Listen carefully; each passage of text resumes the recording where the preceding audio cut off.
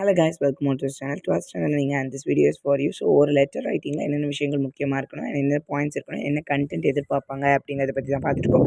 Formal and informal எப்படி கண்டுபிடிக்கிறது, என்னென்ன பாயிண்ட்ஸஸ் நம்ம எழுதணும் அப்படிங்கிறத ஷார்ட் அண்ட் ஸ்வீட்டாக நம்ம இந்த வீடியோவில் நம்ம பார்க்கலாம். லெட்டர் டு கிராண்ட்மாவுக்கு நம்ம லெட்டர் எழுதுகிறோம். ஹவு மச் மிஸ் நம்ம எப்படி அவங்கள மிஸ் பண்ணுறோம் அப்படிங்கிறத நம்ம இந்த லெட்டரில் நம்ம எழுத போகிறோம். இது ஒரு ஃபார்மல் லெட்டர். நம்மளுடைய ரிலேட்டிவோ நம்மளுடைய அன்புக்குரியவர்களுக்கு எழுதுறது அப்படின்னு சொன்னதுனால இது இன்ஃபார்மல், ஃபார்மல் இல்லை.